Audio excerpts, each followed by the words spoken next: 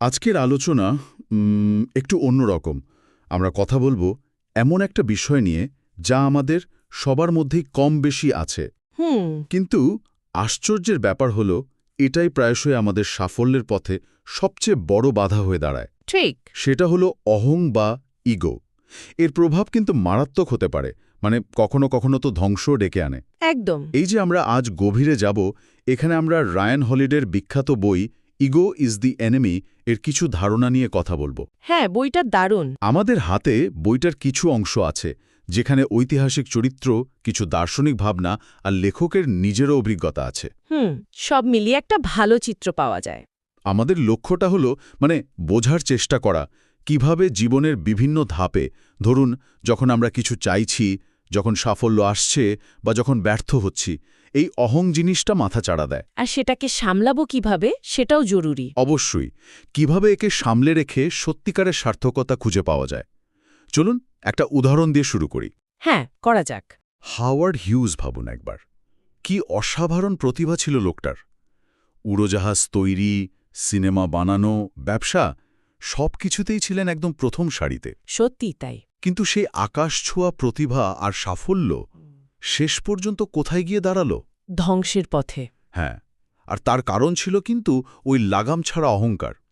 তো আজকের এই আলোচনা হয়তো আমাদের নিজেদের ভেতরের এই লুকানো শত্রুকে চিনতে একটু সাহায্য করবে। আশা করা যায়। তাহলে প্রথমেই একটু পরিষ্কার করে নেওয়া যাক, এই অহং বা ইগো বলতে আমরা ঠিক কি বোঝাচ্ছি। লেখক একটা বেশ মজার তুলনা দিয়েছেন। কোনটা? বলছেন অহংকারী ব্যক্তিরা কিন্তু মাতালদের মতো হোঁচট খান না বা কথা জড়িয়ে যায় না, বরং তারা আরও বেশি উদ্ধত, আরও আত্মবিশ্বাসী দেখান। হ্যাঁ, যা দেখে অন্যেরা প্রায় ভুল করে। ঠিক।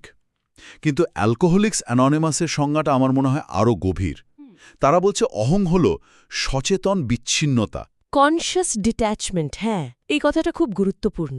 মানে একটু বুঝিয়ে বলবেন? দেখুন, এই সচেতন বিচ্ছিন্নতা মানে হল অহং আসলে একটা দেওয়াল তৈরি করে দেয় নিজের চারপাশে। একটা পদৃশ্য দেওয়াল। একদম। এমন এক জগৎ তৈরি করে যেখানে বাইরের পৃথিবীর বাস্তবটা বা ধরুন অন্যের মতামত, সমালোচনা এগুলো ঠিকমতো পৌঁছাতে পারে না। নিজেকে বাস্তব থেকে আলাদা করে ফেলা আর কি। ঠিক তাই। পদার্থবিদ রিচার্ড ফাইনম্যানের কথাটা এখানে খুব খাটে। প্রথম নীতি হল নিজেকে বোকা বানিও না, এবং তুমি হলে সেই ব্যক্তি যাকে বোকা বানানো সবচেয়ে সহজ। অহং ঠিক এই কাজটাই করে, আমাদের নিজেদেরকেই বোকা বানায়। কিন্তু একটা প্রশ্ন আছে, এটা কি তাহলে আত্মবিশ্বাসের মতো শোনায় না? নিজের উপর ভরসা রাখা তো ভালো, তাই না? এখানেই তো আসল পার্থক্যটা। দেখুন, আত্মবিশ্বাস আসে নিজের ক্ষমতা আর সীমাবদ্ধতা সম্পর্কে একটা বাস্তব ধারণা থেকে। এটা অর্জন করতে হয়, তৈরি হয় কাজের মাধ্যমে। বোঝা গেল। অন্যদিকে অহং হল এক ধরনের, বলতে পারেন, ভিত্তিহীন ঔদ্ধত্য, এক ধরনের ভ্রম। এটা প্রায়শই ভেতরের কোনো নিরাপত্তাহীনতা বা ভয় থেকে জন্মায়, যদিও বাইরে থেকে সেটা মোটেও বোঝা যায় না। আচ্ছা, বেশ বোঝা গেল। এবার আসি উচ্চাকাঙ্ক্ষার পর্যায়ে। যখন আমরা কোনো লক্ষ্য পূরণের জন্য চেষ্টা শুরু করি, সেই শুরুর দিকে অহং কিভাবে বাধা হয়ে দাঁড়াতে পারে। এখানে আমেরিকান সিভিল ওয়ারে দুজন জেনারেলের তুলনাটা বেশ ইন্টারেস্টিং লাগে আমার, উইলিয়াম শার্মান আর জর্জ ম্যাকক্লেলান। হ্যাঁ, দারুণ উদাহরণ। শার্মান শুরুতে এতটাই সতর্ক ছিলেন যে, ভাবুন, প্রেসিডেন্ট লিঙ্কন যখন তাকে উঁচু পদের প্রস্তাব দিচ্ছেন, তিনি কিছুটা দ্বিধা করছেন, ভাবছেন তিনি আদৌ প্রস্তুত কি না। নিজের যোগ্যতা নিয়ে একটা প্রশ্ন ছিল। ঠিক। অন্যদিকে ম্যাকক্লেলান দারুণ সংগঠক ছিলেন মানছি, কিন্তু নিজের যোগ্যতা নিয়ে তার অহংকার ছিল মারাত্মক। এতটাই বেশি ছিল যে তিনি প্রায় শত্রুকে প্রয়োজনের চেয়ে বেশি শক্তিশালী ভেবে সিদ্ধান্ত নিতে দেরি করতেন। হ্যাঁ, আর যুদ্ধের ময়দানে নামার আগেই যেন কল্পনার জগতে যুদ্ধ জয় করে বসে থাকতেন। একদম। এটা একটা ক্লাসিক উদাহরণ যেখানে কথা কাজের চেয়ে বড় হয়ে যায়। অহংকার আমাদের বিশ্বাস করায় যে প্ল্যান করা বা সেটা নিয়ে বড় বড় কথা বলাই যথেষ্ট। আসল যে কঠিন কাজটা সেটা করার আগেই আমরা একটা তৃপ্তি পেয়ে যাই। তার মানে কি এই যে চুপচাপ নিজের কাজ করে যাওয়াটাই ভালো? গ্রিক কবি হেনসিয়ড তো বলেছিলেন, মানুষের সেরা সম্পদ হল সংযত জিহ্বা। হ্যাঁ, তবে শুধু চুপ থাকা নয়, আসল কথা হলো একটা ছাত্র মানসিকতা বা স্টুডেন্ট মেন্টালিটি বজায় রাখা। ছাত্র মানসিকতা? হ্যাঁ, সবসময় শেখার আগ্রহ রাখা, নিজেকে ছাত্র মনে করা, সেটা যে বয়সেই হোক বা যে অবস্থানেই থাকুন না কেন। মার্শাল আর্টিস্ট ফ্র্যাঙ্ক শ্যামরকের প্লাস মাইনাস ইকুয়াল পদ্ধতিটা আমার খুব ভালো লাগে। প্লাস মাইনাস ইকুয়াল সেটা কি রকম? উনি বলতেন সবসময় এমন কাউকে খুঁজে বের করতে হবে যিনি আপনার চেয়ে ভালো, মানে প্লাস, যার কাছে শেখা যায়। আচ্ছা, এমন কাউকে পাশে রাখতে হবে যে আপনার চেয়ে কম অভিজ্ঞ, মাইনাস, যাকে শেখানো যায়, কারণ শেখাতে গেলেও শিখতে হয়। ঠিক। আর এমন কাউকে দরকার যে আপনার সমান, ইকুয়াল, যার সাথে একটা সুস্থ প্রতিযোগিতা করা যায়। এই পদ্ধতিটা অহংকে নিয়ন্ত্রণে রেখে নিজেকে ক্রমাগত উন্নত করার পথ খুলে দেয়। দারুণ তো। দার্শনিক এপিকটেটাস যেমন বলেছিলেন, যা তুমি ইতিমধ্যে জানো বলে মনে করো তা শেখা অসম্ভব। অহং থাকলে কি হয়? মনে হয় আমি তো সব জানি, আমার আর নতুন করে শেখার কি আছে। ঠিক, শেখার দরজাটাই বন্ধ হয়ে যায়। আরেকটা বিষয় এই সময় খুব গুলিয়ে যায়, সেটা হলো প্যাশন বা আবেগ। আমরা তো প্রায়ই শুনি ফলো ইয়োর প্যাশন, হ্যাঁ, এটা খুব চালু কথা। কিন্তু লেখক এখানে একটু অন্য কথা বলছেন। এলিনোর রুজভেল্টের মতো মানুষ, যিনি এত সমাজসেবা করেছেন, তিনি কিন্তু গভীর উদ্দেশ্য নিয়ে কাজটা করেছেন। নিজেকে প্যাশনেট বলতে ঠিক রাজি ছিলেন না। ঠিক, কারণ প্যাশন অনেক সময় অন্ধ হতে পারে, মানে খুব তীব্র হতে পারে, কিন্তু হয়তো বেশিক্ষণ থাকে না। এর চেয়ে উদ্দেশ্য বা পারপাস জিনিসটা অনেক বেশি টেকসই আর শক্তিশালী। বাস্কেটবল কোচ জন উডেন বা খেলোয়াড় করিম আব্দুল জব্বারকে দেখুন, তারা আবেগের জোয়ারে গা ভাসাননি, তারা একটা নির্দিষ্ট উদ্দেশ্য আর কঠোর শৃঙ্খলা মেনে চলেছেন। হ্যাঁ, ডিসিপ্লিনটা জরুরি। এখানে এয়ারফোর্সের স্ট্র্যাটেজিস্ট জন বয়েডের সেই বিখ্যাত প্রশ্নটা আসে, to be or to do? আপনি কি বিখ্যাত হতে চান নাকি গুরুত্বপূর্ণ কিছু করতে চান? খুব গুরুত্বপূর্ণ প্রশ্ন। হ্যাঁ, কারণ ওই হতে চাওয়ার আকাঙ্ক্ষাটা প্রায়শই অহং থেকেই আসে। এই হতে চাওয়ার উল্টো দিকে লেখক ক্যানভাস স্ট্র্যাটেজির কথা বলেছেন। এটা ঠিক কি, একটু বলবেন? এটা খুব কাজের একটা ধারণা। মূল কথাটা হলো নিজে পাদপ্রদীপের আলোয় আসার আগে অন্যদের জন্য পথ তৈরি করে দেওয়া। অন্যদের সাহায্য করা। হ্যাঁ, অনেকটা যেমন পুরনো দিনের রোমান অভিজাতদের আগে আগে গিয়ে পথ পরিষ্কার করত অ্যান্টি-আম্বুলরা। ধরুন, আপনি নতুন কোথাও বা নতুন কোনো ক্ষেত্রে কাজ শুরু করেছেন। সেখানে যদি আপনি অন্যদের সাহায্য করেন, তাদের কাজ সহজ করে দেন, তাদের এগিয়ে যেতে সাহায্য করেন, তাহলে কি হবে? কি হবে? আপনি শিখতে পারবেন অনেক কিছু, ভালো নেটওয়ার্ক তৈরি হবে, আর লম্বা দৌড়ে আপনার নিজের পথটাও অনেক মসৃণ হবে। এটা অহংয়ের ঠিক উল্টো। অহং শুধু নিজের কথাই ভাবে। ঠিক। এর জন্য দরকার বিনয়। বেঞ্জামিন ফ্র্যাঙ্কলিনের ওই গল্পটার মতো। মাথায় বারবার আঘাত পাওয়ার পর তাকে বলা হয়েছিল স্টুপ, মানে একটু নিচু হয়ে চলো, তাহলে অনেক বাধা এড়ানো যাবে। অহংকে একটু নিচু করা আর কি। হ্যাঁ, তাহলেই শেখার এবং এগোনোর রাস্তাটা খুলে যায়। আর মনে রাখতে হবে, আইডিয়া বা ধারণার চেয়েও গুরুত্বপূর্ণ হলো সেটাকে বাস্তবে রূপ দেওয়া। আসল কাজটা হলো ওই কঠিন পরিশ্রমটা করা। দারুণ সব কৌশল বললেন, কিন্তু যখন সত্যিই সাফল্য আসে, যখন আমরা সাফল্যের শিখরে পৌঁছাই, তখন কি অহং কমে যায়? হাওয়ার্ড হিউজের উদাহরণ তো অন্য কথা বলছে। একদম ঠিক ধরেছেন। সাফল্যের সময় অহং কিন্তু আরও বেশি বিপজ্জনক হয়ে উঠতে পারে। তাই? হ্যাঁ, শিকাগো বুলসের বিখ্যাত কোচ প্যাট রাইলি একে বলেছেন ডিজিজ অফ মি, বা আমার রোগ। আমার রোগ? হ্যাঁ, যখন দল জিততে থাকে তখন দলের সদস্যরা ভাবতে শুরু করে এটা আমার জন্য হয়েছে, আমি সেরা। দলের চেয়ে ব্যক্তি বড় হয়ে ওঠে। হাওয়ার্ড হিউজের জীবনেও ঠিক এটাই হয়েছিল। তার ওই অসাধারণ প্রতিভা অহংকারের অন্ধকারে হারিয়ে গেল। এই আমার রোগের লক্ষণগুলো কি কি? কিভাবে বোঝা যায় যে সাফল্যটা এবার অহংকারে পরিণত হচ্ছে? কয়েকটা লক্ষণ বেশ স্পষ্ট।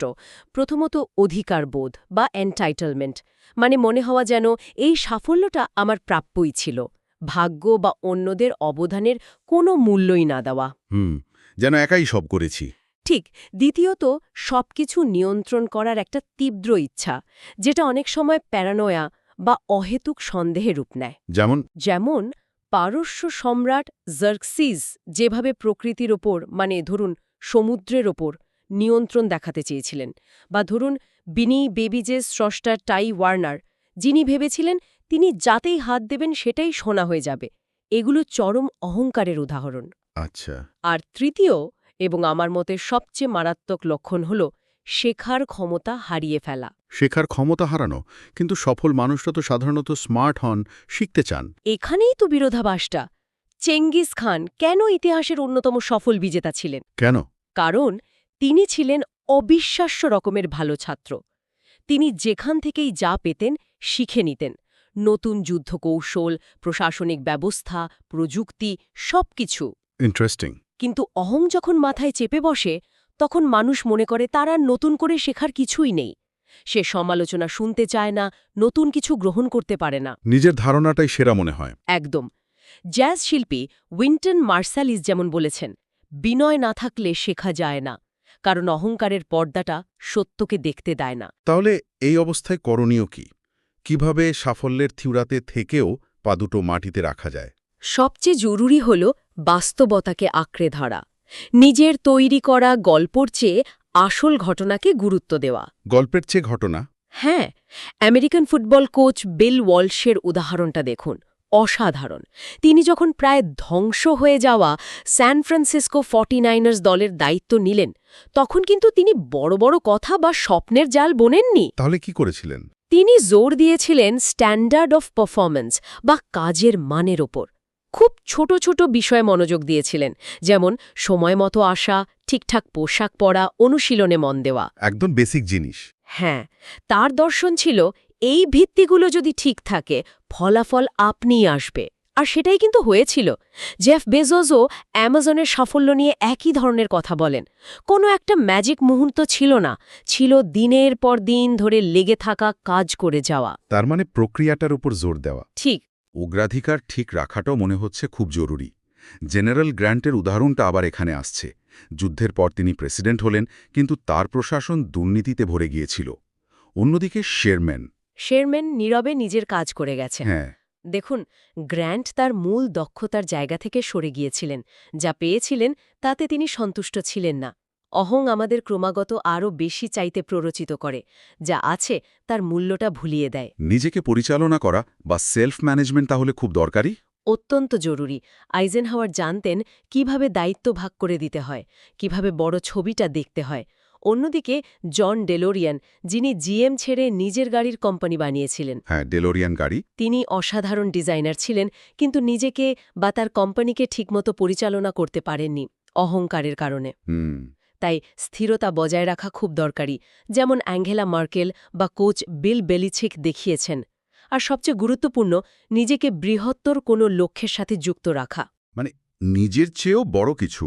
হ্যাঁ, জর্জ মার্শালের মতো সম্পূর্ণ নিঃস্বার্থ হওয়া হয়তো সবার পক্ষে সম্ভব নয়, কিন্তু নিজের কাজের বাইরেও একটা বৃহত্তর দৃষ্টিভঙ্গি খুঁজে পেলে অহং অনেকটা নিয়ন্ত্রণে থাকে। বেশ, উচ্চাকাঙ্ক্ষা আর সাফল্যের পর্বত গেল, কিন্তু জীবনের গ্রাফ তো আর সবসময় উপরে ওঠে না। যখন ব্যর্থতা আসে, যখন সবকিছু যেন ভেঙে পড়ে, তখন অহং কি ভূমিকা নেয়? ব্যর্থতার সময় অহংয়ের আঘাতটা আমার মনে হয় সবচেয়ে বেশি লাগে। এখানে ওয়াশিংটন পোস্টের কর্ণধার ক্যাথরিন গ্রাহামের গল্পটা অবিশ্বাস্য রকম অনুপ্রেরণাদায়ক। হ্যাঁ, শুনেছি ওনার কথা। স্বামীর আত্মহত্যার পর যখন তিনি দায়িত্ব নিলেন, তার কিন্তু কোনো পূর্ব অভিজ্ঞতাই ছিল না। চারদিকে অবিশ্বাস, সংকট, পেন্টাগন পেপার্স, ওয়াটারগেট কেলেঙ্কারি, শ্রমিক ধর্মঘট। হবেই যায় না। যে কোনো মানুষ ভেঙে পড়তে পারতেন, কিন্তু তিনি অহংকে একটুও প্রশ্রয় দেননি। বরং তিনি অসম্ভব ঠান্ডা মাথায় পরিস্থিতি বিশ্লেষণ করেছেন, শিখেছেন এবং একই সাথে শক্তি ও বিনয়ের সাথে নেতৃত্ব দিয়েছেন। ম্যালকম এক্সের ওই জেলেই নিজেকে শিক্ষিত করে তোলার গল্পটাও তো এই প্রসঙ্গে খুব প্রাসঙ্গিক, তাই না? অবশ্যই।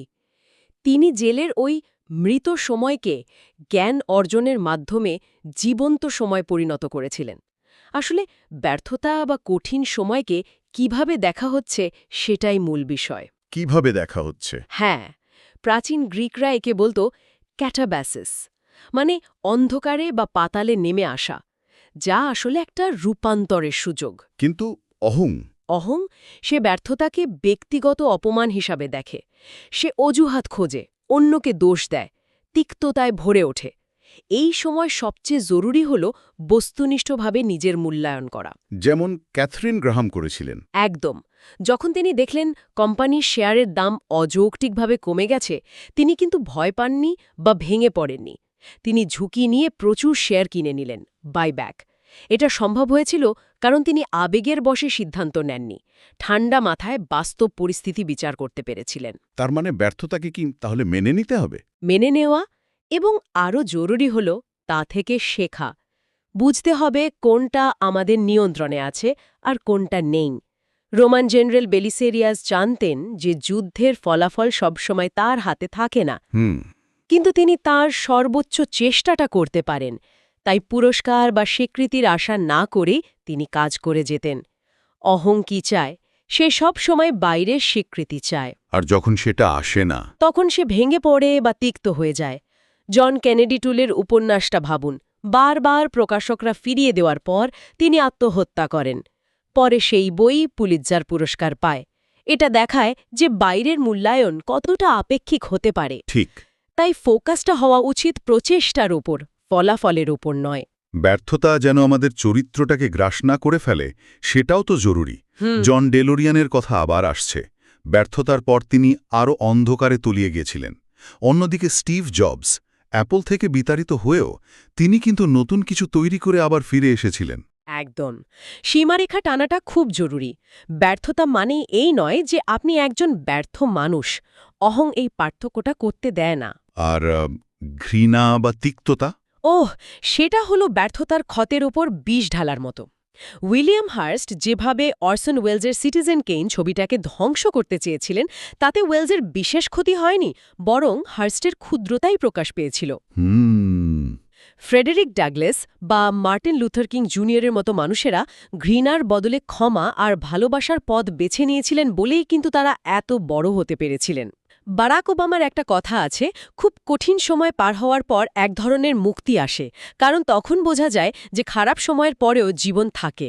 স্যামি গিলিকের গল্পটাও মনে পড়ছে, যে সাফল্যের শিখরে উঠেও আসলে ভেতরে ভেতরে একদম শূন্য ছিল। হ্যাঁ, বার্ট শুলবার্গের হোয়াট মেক্স স্যামি রান উপন্যাসের স্যামি গ্লিক হল অহংচালিত সাফল্যের ক্লাসিক উদাহরণ। বাইরে থেকে দেখলে মনে হবে সব আছে, কিন্তু ভেতরে কেবল ভয় আর শূন্যতা। তাহলে এতক্ষণের এই যে আলোচনা, এর সারমর্মটা কি দাঁড়ালো, যদি একটা মূল বার্তা নিতে হয় শ্রোতাদের জন্য? মূল বার্তাটা হল, অহংকার আমাদের জীবনের প্রত্যেকটা ধাপে, সেটা উচ্চাকাঙ্ক্ষাই হোক, সাফল্য বা ব্যর্থতা, একটা নীরব কিন্তু কনস্ট্যান্ট বা ধ্রুব শত্রু। এটা আমাদের শেখার পথে, অন্যদের সাথে সত্যিকারের সম্পর্ক গড়ার পথে এবং জীবনের গভীরতর অর্থ বা সার্থকতা খুঁজে পাওয়ার পথে সবচেয়ে বড় বাধা হয়ে দাঁড়ায়। আর এর থেকে মুক্তির উপায়, যে প্রতিষেধকগুলোর কথা আমরা আলোচনা করলাম, সেগুলোকে যদি এক জায়গায় আনি? উপায়গুলো হল বিনয়ী থাকা, সবসময় ছাত্রের মতো শেখার মানসিকতা বজায় রাখা, কথার চেয়ে কাজে বেশি মনোযোগ দেওয়া, আবেগের চেয়ে উদ্দেশ্যকে গুরুত্ব দেওয়া, বাস্তবতাকে স্বীকার করা, সেটা যতই কঠিন হোক। আত্মসচেতন হওয়াটাও জরুরি। অবশ্যই আত্মসচেতন হওয়া, ক্রমাগত শেখা, নিজেকে সংযত রাখা এবং ঠিকভাবে পরিচালনা করা, ফলাফলের চেয়ে প্রচেষ্টাকে বেশি মূল্য দেওয়া, নিজের চেয়েও বড় কোনো কিছুর সাথে নিজেকে যুক্ত করা, আর ব্যর্থতাকে ভেঙে পড়ার কারণ না বানিয়ে সেটাকে গঠনমূলকভাবে ব্যবহার করা। সব মিলিয়ে নিজের ভেতরের একটা স্থিরতা খুঁজে পাওয়া, যাকে প্রাচীন গ্রিকরা বলতো ইউথিমিয়া। ইউথিমিয়া? হ্যাঁ, মানে নিজের পথটা জেনে সেই অনুযায়ী শান্তভাবে এগিয়ে চলা, অপ্রয়োজনীয় বিক্ষেপ এড়িয়ে। বেশ। আলোচনা শেষ করার আগে শ্রোতাদের জন্য একটা প্রশ্ন রেখে যেতে চাই। এই যে আমরা পুরো সময় ধরে অহংকে শত্রু বলছি, এই শত্রুটা আসলে কোথায় থাকে? বাইরে নাকি মূলত আমাদের ভেতরেই? ভাবনার বিষয়। হ্যাঁ। হয়তো জীবনের সবচেয়ে বড় লড়াইটা বাইরের জগতের সাথে নয়, বরং নিজের ভেতরের এই অহংকের সাথে।